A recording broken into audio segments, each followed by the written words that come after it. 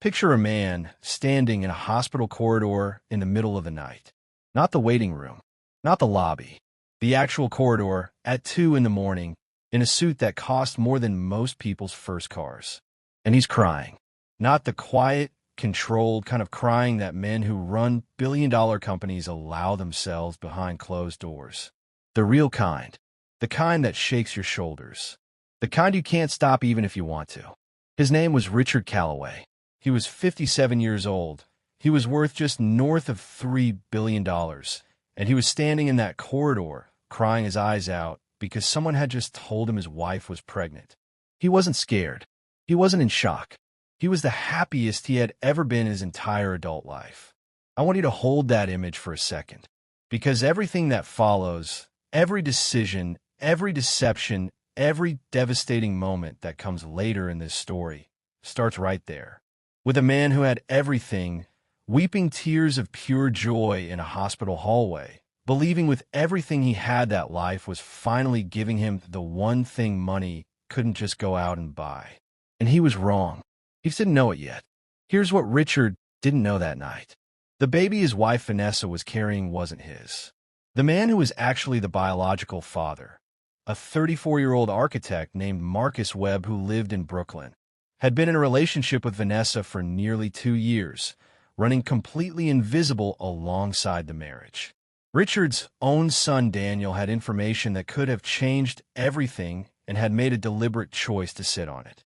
And buried in a 93-page prenuptial agreement that Richard's own attorneys had drafted was a single clause, 12 lines on page 47, that was going to turn a private family heartbreak into a courtroom war covered by every major financial publication in the country. But here's the thing that kept me up at night when I was putting this story together. This isn't really about the affair. It's not really about the DNA test.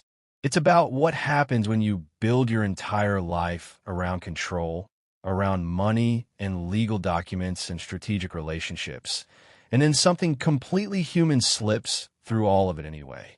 And the answer, as you're about to see, is not pretty. Before we go any further, we'd love to know where you're watching from. Drop it in the comments. We read every single one. And if you haven't subscribed yet, hit that button now so you never miss any of our upcoming videos. All right, let's get into it. You can't understand what happened to Richard Calloway without understanding where Richard Calloway came from. Because men like Richard don't just appear. They get made. Slowly, under pressure over decades. Richard Allen Calloway grew up in Columbus, Ohio, in a neighborhood where nothing came easy and nobody pretended otherwise. His dad, Gerald, worked the overnight shift at a distribution warehouse. His mom, Ruth, cleaned office buildings at night on top of her regular job at a school cafeteria.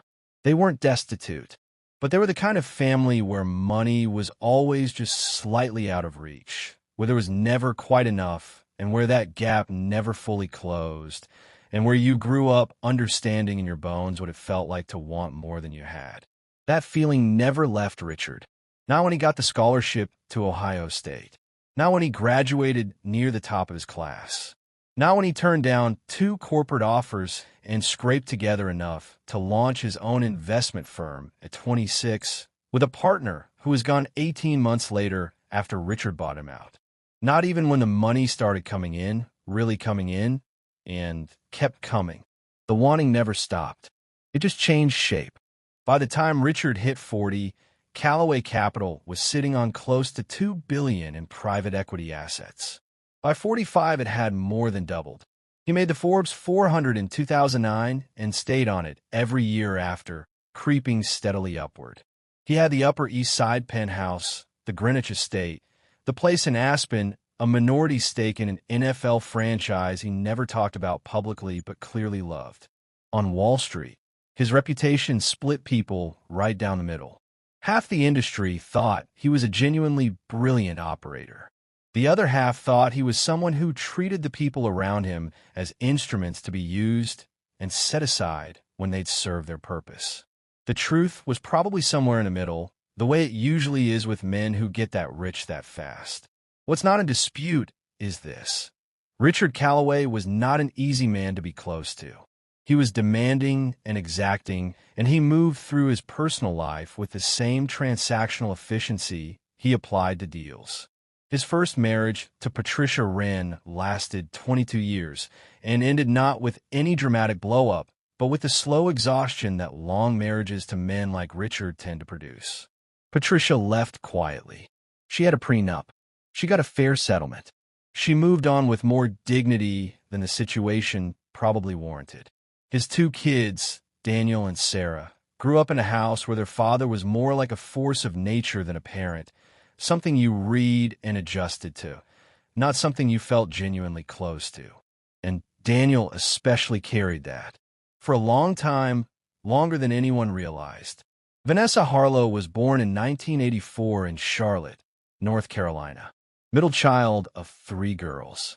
Her dad, Thomas, was an insurance broker who made decent money until a string of bad business decisions in the mid-90s quietly hollowed out the family's financial stability. Nobody talked about it openly. That was Carol Harlow's rule, Vanessa's mother. And Carol was a woman who had 2 things in abundance: intelligence and pride.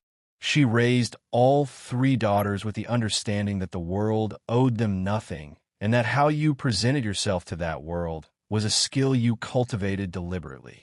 Of the 3 girls, Vanessa absorbed that lesson most completely. She was the one who understood, almost from childhood, that the surface you project is a tool. And she got very, very good at using it.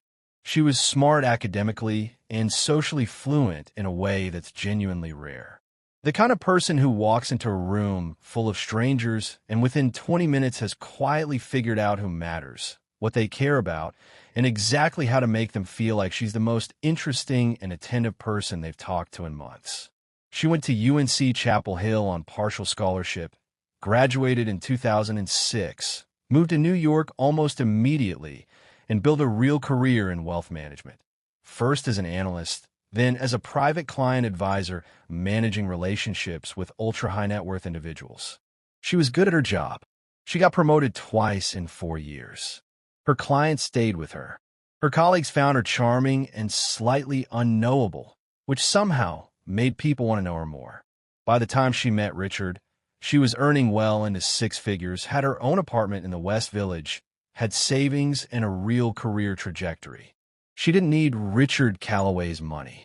That matters, and her attorneys would later make it a central argument. What Vanessa didn't have was the kind of security that goes deeper than a paycheck, the kind where you know that no matter what happens, you and the people you love are going to be okay. The kind that doesn't depend on keeping your job or staying healthy or not making a single wrong move. That kind of security, in her world, had a specific price. And Richard Calloway represented it in full.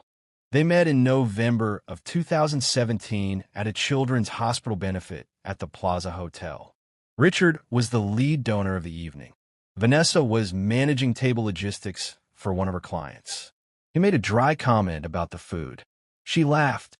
Not too hard, just enough. He noticed. They talked for 40 minutes in what was supposed to be a brief introduction. He called her the following week. By January, they were seeing each other regularly. By the spring of 2018, she had moved into the penthouse. And in April of 2019, following a proposal Richard had apparently planned for 3 months down to the specific altitude of his private jet, they were married at his Greenwich estate with 60 guests and a security perimeter that kept the press a quarter-mile out. The prenuptial agreement was 93 pages long and had taken a team of 4 attorneys several months to produce. Richard did not leave things to chance. He never had. But here's where the story shifts.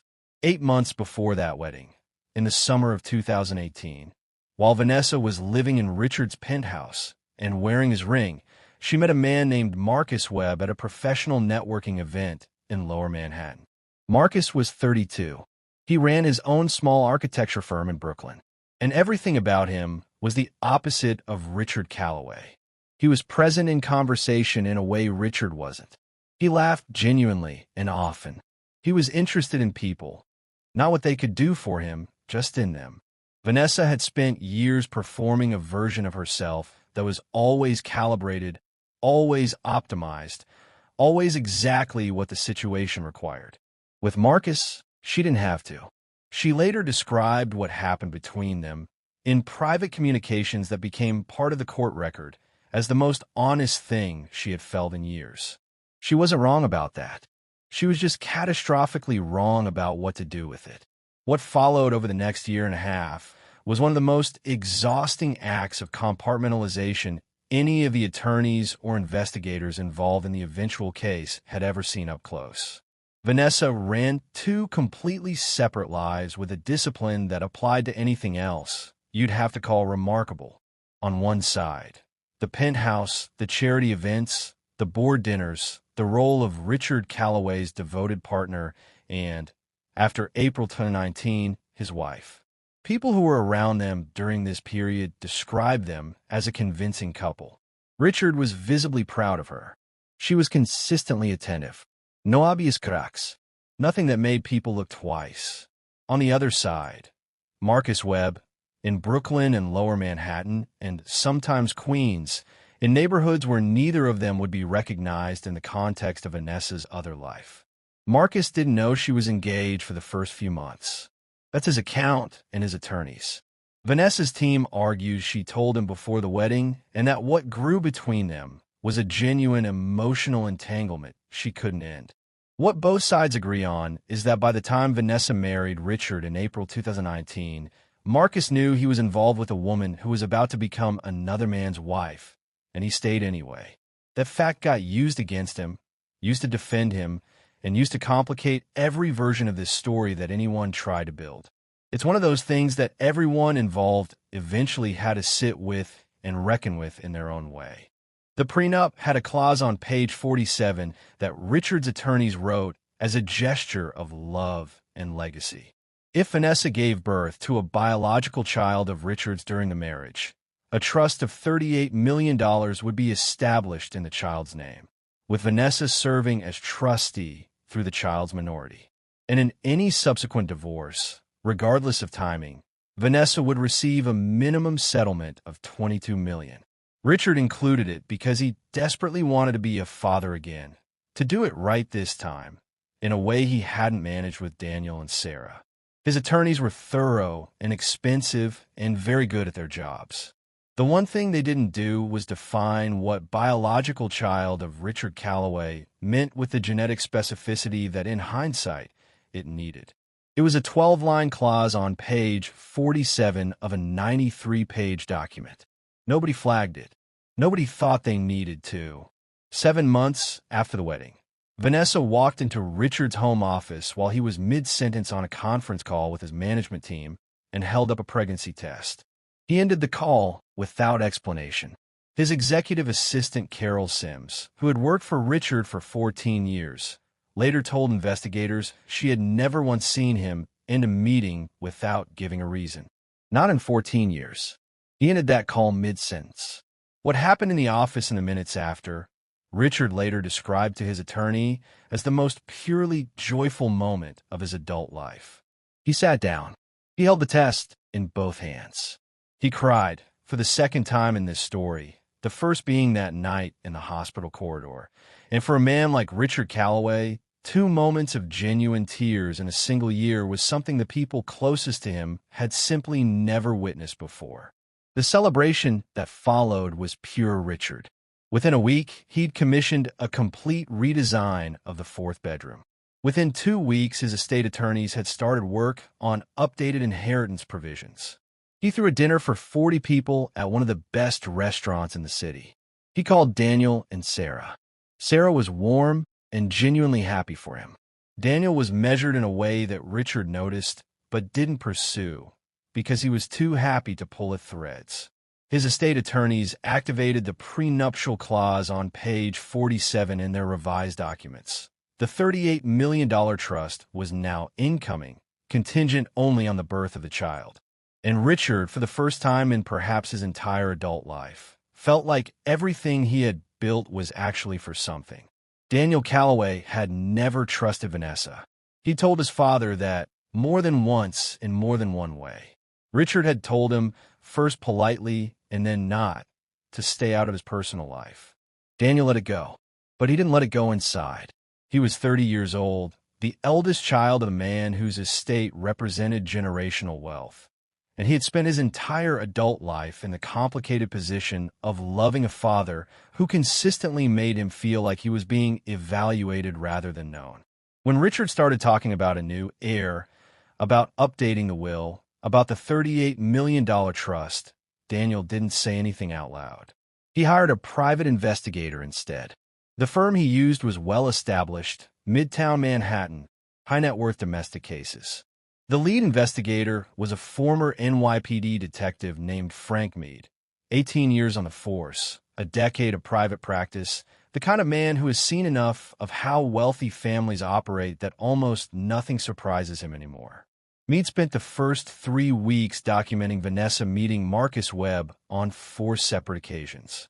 Coffee twice, a walk in Prospect Park, dinner at a small restaurant in Carroll Gardens. Flagged but not conclusive. He'd been doing this long enough to know that what something looks like and what it is are often 2 very different things. He kept watching. In the 6th week, he was positioned across the street from a coffee shop in Cobble Hill where Vanessa and Marcus had met twice before. They arrived separately as they always did. Same corner table. And about 40 minutes in, Marcus reached across and put his hand over hers. She didn't pull away. They sat like that for several minutes.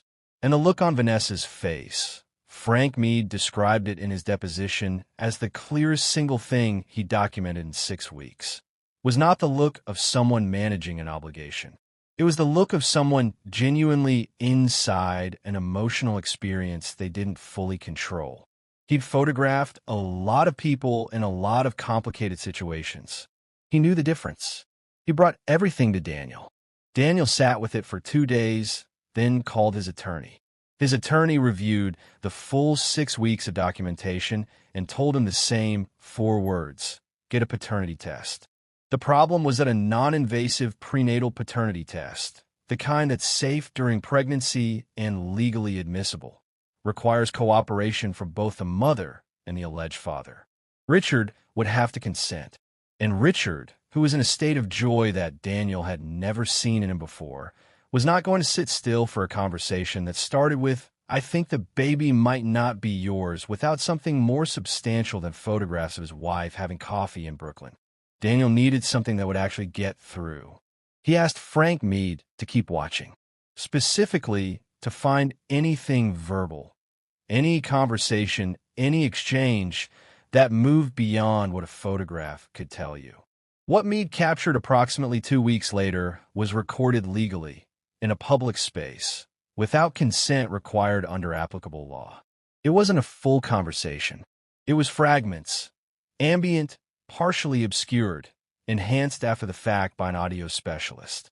But what came through was enough.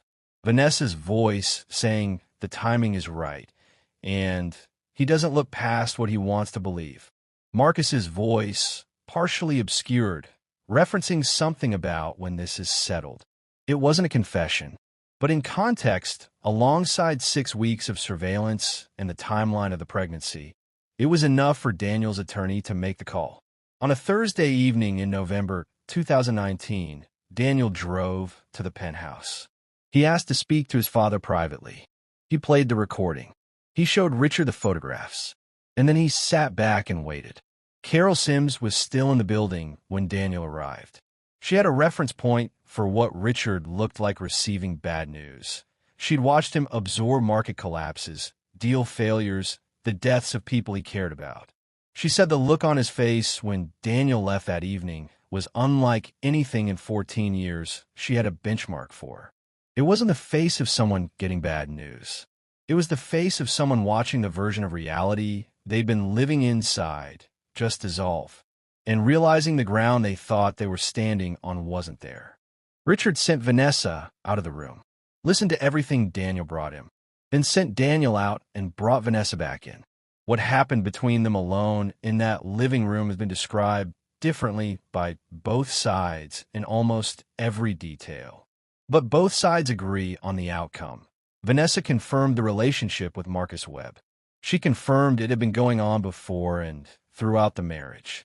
and she said something that Richard repeated to his attorney, to investigators, and eventually to a reporter more times than any other moment in the entire saga. She said, "I thought if you love the baby, it wouldn't matter. I thought love would just fix it." Richard left the penthouse that night, checked into the Carlisle Hotel, called his attorney at 11 o'clock, and by morning, the machinery of a man like Richard Calloway, fully engaged, coldly operational, running on the specific kind of focus that grief produces in people who've spent their whole lives converting pain into emotion, was in full force. Richard's attorney put the paternity test at the top of the list before anything else. The approach they settled on was to present it to Vanessa as supplementary prenatal genetic screening, the kind that pregnancies involving older fathers sometimes include for legitimate medical reasons. A separate clinic, not Richard's OB. Vanessa agreed without significant resistance. Her own attorneys later argued she didn't fully understand what she was consenting to. Richard's team argued she understood exactly. The samples went to a certified laboratory in another state under a case reference number with no identifying information. 8 to 12 business day turnaround. Richard spent those days at the Carlisle, working because stopping wasn't something he knew how to do, but barely sleeping, barely eating, canceling 17 meetings in 11 days, which Carol Sims would later describe as something she had simply no precedent for in 14 years. The result came back on a Tuesday morning. His attorney drove to the Carlisle and delivered it in person, sat across from Richard at the small table in the corner of the suite, and handed him a single printed page. The laboratory letterhead, the reference numbers, the clinical language that fills the top half of any such document. And at the bottom, after all of it, a single result field. One word, excluded. Richard Allen Calloway was not the biological father of the child his wife was carrying. Not 99% certainty. Not a qualified finding. A complete exclusion. No ambiguity. No margin. Vanessa was carrying Marcus Webb's child, and everyone in that room now knew it without question. Richard didn't contact Vanessa when the result came in. He didn't contact Daniel. He sat in that suite at the Carlisle for the rest of Tuesday and all of Wednesday and most of Thursday, doing what the people who know him best say he does when something gets past his ability to manage with action. He went completely still. He processed. He built a new map. And by Thursday evening, when he finally called his attorney and said to begin proceedings, that map was detailed and cold and comprehensive in the way everything Richard Calloway built was comprehensive.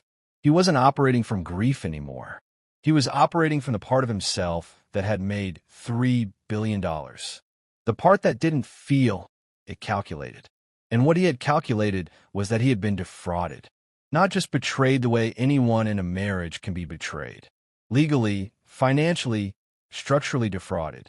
The clause on page 47, the one he'd written as an expression of how much he wanted to be a father again, had been used against him. And he was going to find out exactly how and by whom and what they had known and when. Richard's legal team filed for annulment in December 2019. Not divorce, annulment. Because an annulment argues the marriage was never legally valid in the first place, which would render the prenuptial agreement itself on extremely shaky ground. If granted, Vanessa's protections under that agreement, the $38 million trust, the $22 million minimum settlement, would be in serious jeopardy. Vanessa's attorneys responded 3 weeks later with what people who reviewed it subsequently called a genuinely impressive piece of legal work. Their argument was straightforward and harder to knock down than it first appeared. The prenuptial agreement made no representation about fidelity. It did not require Vanessa to be sexually exclusive. It did not specify that any child born during the marriage had to be Richard's biological offspring in a genetic sense. The clause on page 47 referenced a child born during the marriage. A child was going to be born during the marriage. The language, they argued, was the language. And proving fraud required showing a specific deliberate misrepresentation that Richard had relied on in entering the marriage, a much higher bar than Richard's team was making it sound. Both sides had real arguments. Both sides had expensive people making those arguments. And a judge who was about to have a very complicated year. Marcus Webb had retained his own attorney by the time the story went public in January 2020. The leak has never been attributed to anyone on the record, and both sides accused the other of orchestrating it. It appeared first in a financial publication and spread within hours to every major outlet in the country. Within 36 hours, social media had divided itself loudly, confidently, with the certainty that comes from not having all the information, into two camps that talked past each other for weeks. One camp saw Vanessa as someone who had deliberately engineered a pregnancy to trigger a clause she'd identified before she accepted the ring. The other camp saw her as a woman who had fallen genuinely in love with two different things: the security Richard represented and the person Marcus Webb actually was, and had made catastrophic decisions under the weight of that tension. Both camps were partly right. Both were missing something. The full picture, as the court record would eventually show, was messier and more uncomfortable than either version. Marcus's statement, through his attorney, was brief. He had been in a relationship with Vanessa that he understood to be complicated, but that he believed was honest between the two of them. He had not known about the prenuptial clause or the financial stakes of a pregnancy. He had not entered the relationship with anything other than genuine feeling. He was prepared to be a present and responsible father. Whether you believe that depends on what you think about the nature of his arrangement with Vanessa and when he actually understood the full scope of what was happening. Those questions never got fully clean answers. But the biological paternity was not in dispute. His daughter, Vanessa's daughter, was coming whether the courts had figured everything out or not. Here is where the story that everybody thought they understood stopped being the story. Because in spring of 2020, Richard's legal team brought in a forensic financial investigation firm to do what you do in high-stakes matrimonial litigation. Look for hidden assets, undisclosed income, financial arrangements that might shift the court's understanding of the full picture. Standard procedure. What they found in their fourth week was not what they were looking for. The lead investigator later described it in expert testimony as the most significant finding in 18 years of this kind of work. They had identified a series of payments to Vanessa Harlow, not from Richard, not from any known professional relationship, from a Delaware LLC whose stated purpose was management consulting services. $8,000 to $12,000 a month. Consistent. Running for nearly 3 years. Structured in a way that clearly reflected deliberate effort to avoid easy tracing. And they predated her relationship with Richard Calloway. Peeling back the ownership structure took weeks and required court orders and cooperation from multiple agencies. At the end of the chain, after 2 layers of nominal directors and a third-party registered agent, was a holding company partially owned by a trust. The beneficiary of that trust was Daniel Calloway. Richard, the man who had hired Frank Mead, the man who had walked into the penthouse with a recording, the man who stood to receive the largest share of Richard's estate if Richard died, without producing a new heir that complicated the inheritance structure. Daniel Calloway had been paying Vanessa Harlow regular structured money for approximately 8 months before she met Richard at the Plaza Hotel benefit in November of 2017. The payments continued through the engagement, through the wedding, through the pregnancy. The final payment in the documented series was dated 6 days before Daniel drove to the penthouse and played his father the recording. 6 days. What Vanessa's attorneys built from the forensic findings was a counter-narrative that the court found genuinely difficult to dismiss. The theory went like this. Daniel Calloway had approached Vanessa before she ever met his father. He had made her an offer, the exact terms of which remained disputed, that involved getting close to Richard, keeping Daniel informed about Richard's estate intentions, and ensuring that no legitimate biological heir emerged to complicate Daniel's expected inheritance. Vanessa had accepted. She met Richard. And then something Daniel hadn't accounted for happened. She genuinely developed feelings for him, and simultaneously fell in love with Marcus Webb. And the arrangement she'd entered with Daniel became a cage she couldn't see a way out of without destroying everything at once. The pregnancy, Vanessa's team argued, was not an engineered fraud against Richard. It was the result of a real relationship with a man she had real feelings for, colliding catastrophically with a situation she'd never found a way to exit. She hadn't deliberately triggered the clause on page 47. She found herself pregnant, understood what it meant financially, and made the terrible decision not to tell the truth immediately.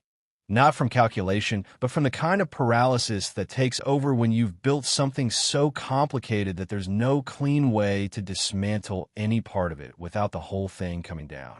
Whether you believe that version of Vanessa's internal experience is a separate question from whether the financial documentation of Daniel's payments was real. The payments were real. The structure was real. And suddenly Richard Calloway was not just dealing with an unfaithful wife. He was dealing with the possibility that his own son had been quietly orchestrating the most intimate parts of his life for years. Daniel retained separate legal counsel the week the forensic findings were disclosed. His attorneys issued a statement characterizing the payments as compensation for legitimate consulting services Vanessa had provided to one of Daniel's business interests prior to her relationship with Richard, a claim the subsequent investigation found essentially no supporting documentation for. The family court judge handling the civil proceedings referred the matter to the state attorney general's office, noting in her referral that the financial evidence raised questions that went beyond matrimonial dispute into potential criminal conduct. An investigation was opened. As of the last public reporting, it remains open. Daniel has not been charged. His attorneys have called it an overreach. The investigation has not been closed. What the portions of the investigation that became public record revealed was a picture of a man who had spent years managing his anxiety about his inheritance, with a kind of methodical attention that was hard to characterize simply. Richard had been largely absent as a father, present financially, absent emotionally, and consistent in making Daniel feel evaluated rather than known. Daniel had watched his father's first marriage end, watched the prenup protect the assets, and then watched Richard meet Vanessa and transform in ways Daniel had never seen. Become softer, more open, more willing to reshape the financial legacy that Daniel had spent his entire adult life quietly anticipating. Whatever Daniel decided to do about that fear, it had cost him more than he'd calculated, because he was now the subject of more scrutiny than 30 years of trying to earn his father's respect had ever produced. And Richard Calloway, who had needed 11 days at the Carlisle to process his wife's betrayal, now had to spend considerably longer sitting with the possibility that his son had been at the center of it. The civil case concluded in the fall of 2021. The judge's ruling was long, carefully reasoned, and unsatisfying to almost everyone, which is in one sense how you know it was probably right. The annulment was denied. The judge found that while the affair was not in dispute and the financial documentation linking Daniel to payments to Vanessa was deeply troubling, she said so explicitly in the written decision, the legal standard for annulment on grounds of fraud in New York had not been met to the required threshold. The marriage had existed. It had been legally real in the ways that matter. The prenuptial agreement, therefore, remained enforceable in principle. But the pregnancy clause could not be applied as Vanessa's team had argued, because the court found sufficient evidence to support the conclusion that the pregnancy, taken together with the financial arrangement documented in the forensic investigation, constituted a fraud on Richard's reasonable expectations, even if it didn't clear the full bar for annulment. Vanessa received a settlement. It was not $22 million. It was not $38 million. Both sides entered supervised negotiations, and the final number, which both sides agreed to keep confidential, has been estimated by multiple sources familiar with the proceedings to be somewhere between $4 and $6 million. Far less than the clause would have provided, but not nothing. Marcus Webb was legally recognized as Claire's biological father and awarded joint legal custody with regular parenting time. His statement after the verdict was brief: gratitude for the recognition, a stated desire to move forward privately for his daughter's sake. By all accounts available since, he has done exactly that. Richard appealed elements of the ruling and withdrew the appeal 18 months later without explanation. He sold the Upper East Side penthouse. He attends fewer public events. Calloway Capital continues to operate. His Forbes ranking, which slipped during the litigation period, has since recovered. He has not spoken to the press about any of it. In the middle of all the legal filings and forensic investigations and counter-narratives and media coverage and social media arguments, a baby girl was born in a Manhattan hospital in June of 2020. Her name is Claire Webb. She didn't choose any of this. She didn't choose to become the financial mechanism around which $38 million and a family's entire structure got organized. She didn't choose to be born into a situation where the man who wept with joy at news of her coming was not the man whose DNA she carried. She just arrived, the way babies do, without any understanding of what's waiting for them, needing exactly what every child needs: to be seen, to be held, to be loved in a way that has nothing to do with what she represents or what she costs or what she changes. From what is publicly known, she's being raised by both of her biological parents, who have managed with apparent genuine effort to maintain a parenting relationship that works even when it isn't comfortable. Vanessa uses Harlow professionally now, not Calloway. Marcus Webb's firm has grown, and somewhere in New York, a little girl named Claire is growing up. She's asking the questions that children ask right now. At some point, she's going to ask harder ones.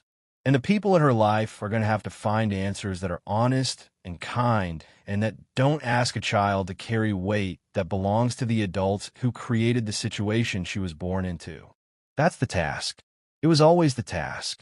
It just took everything else falling apart before anyone could see it clearly. Most places this story gets told, it gets framed as a story about fraud, or infidelity, or prenuptial agreements among the very wealthy. And it's all of those things. But if you follow every thread back to where it started, every decision, every person, every fear that drove them to the choice they made, what you actually find is something simpler and harder to sit with. Every person in this story was trying to protect themselves from something. Richard was trying to protect himself from the specific kind of loneliness that accumulates in powerful men who've spent their lives confusing control with connection. Vanessa was trying to protect herself from the particular vulnerability of someone who grew up watching financial security disappear and who learned early that the only reliable defense was the surface you constructed. Daniel was trying to protect himself from a father who had never fully made him feel like enough, and who was now, at 57, apparently preparing to redirect his legacy toward a new beginning that didn't include the family he'd already built. And Marcus Webb was trying to protect something simpler than any of that, a genuine feeling he had for a woman he loved in a situation that was more complicated than he'd let himself fully understand. None of them succeeded. The control failed. The surfaces cracked. The arrangement collapsed. And the people who paid the heaviest price were the ones who had the least say in any of it. A little girl named Claire, a first family who'd already been through one version of this, and whatever Richard Calloway used to believe about the human capacity for honesty that he no longer has access to. That's not a tidy moral, but it's an honest one. There is one question hanging over this entire story that no court proceeding ever cleanly resolved. Did Daniel Calloway know that Vanessa was pregnant with Marcus Webb's child before he walked into that penthouse with the recording? Because if he didn't know, if he was a man who had made a morally troubling arrangement with his father's future wife, but who genuinely, when the pregnancy arrived, decided to bring everything into the light regardless of what it cost him, then he's complicated but not monstrous. He's someone who panicked about his inheritance, made a bad choice, and then chose honesty when the situation demanded it. But if he did know, If the timing of that visit to the penthouse, 6 days after the last documented payment to Vanessa, was not a coincidence, but a calculated move to expose Vanessa before she could expose him, to position himself as the loyal son who saved his father rather than the architect of the situation that made saving necessary, then the moral picture is entirely different. Daniel's attorneys have maintained consistently that he did not know about the paternity of the child when he went to his father. The ongoing investigation has not publicly established the contrary, but those 6 days have never been satisfactorily explained. And in a story full of things you have to sit with without clean resolution, that particular gap is the one I find hardest to set aside. Richard Calloway was 57 years old when he stood in that hospital corridor and cried. He was 60 when the civil case ended and the last appeal was filed. Somewhere in those 3 years, he went from being the happiest he'd ever been to being a man who sold his penthouse and started showing up less, and who had not, as far as anyone publicly knows, spoken to Daniel in any sustained way since the forensic investigation came in. He hasn't spoken publicly about whether that relationship has any path forward. He hasn't spoken about Marcus Webb or about what he believes about Vanessa's intentions. People who've encountered him professionally since describe him as still entirely himself, still demanding, still the most commanding presence in any room, but carrying something that wasn't there before. Whether that something is grief or hard-won wisdom, or simply what it costs to have your most private self made public in the most painful possible way, nobody who knows him well enough to say is willing to say it on the record. And I think that silence tells you most of what you need to know. Vanessa gave one brief interview to a print journalist about a year after the verdict. She didn't discuss the settlement or the proceedings. She said one thing that the journalist quoted, and that has stayed with me since I read it. She said the hardest moment wasn't the deposition or the courtroom or the day the story broke. It was the moment she looked at Claire for the first time, after everything had already started to come apart, and understood that she had given this entirely innocent person a beginning that was already complicated before her first breath.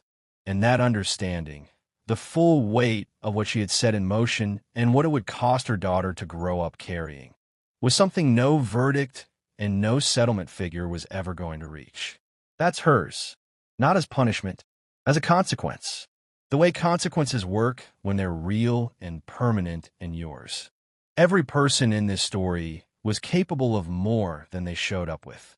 Richard could have been a more present father to Daniel, could have paid attention to what his absence had built up in a son who apparently spent decades quietly terrified that the only reliable form of his father's love was financial. He didn't do that, not because he was without love, but because he understood money and power and strategy so much better than he understood the people standing right next to him. Vanessa could have told the truth to Richard, to Marcus, to herself, at any of a dozen points where truth was still manageable. She didn't do that, not because she lacked conscience, but because she had spent so long building surfaces that she'd lost track somewhere of where the surface ended and the real thing was. Daniel could have found a way to just talk to his father, to be honest about the fear and the need for acknowledgement that clearly lived under all of it.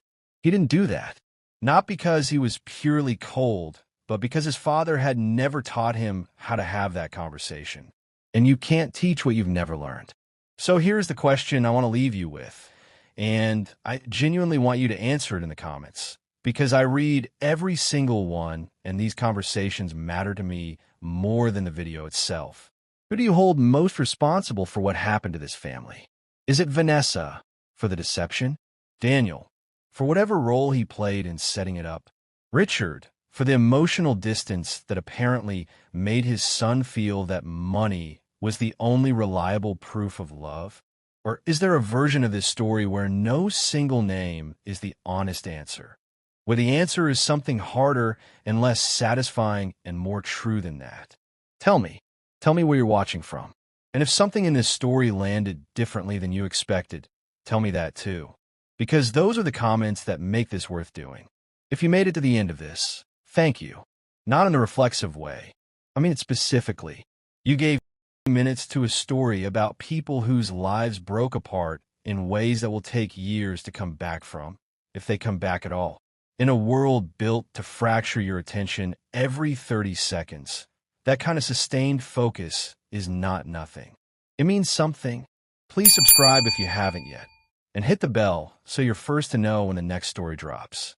Share this with someone who's in the middle of something complicated, someone who might need to hear that even in the most broken circumstances, people keep going. They make terrible choices and they keep going. They cause real harm and they keep going. And sometimes, out of something that looked like total wreckage, something worth having finds a way to grow. Not always, but more often than people believe when they're standing in the middle of it. I'll see you in the next one.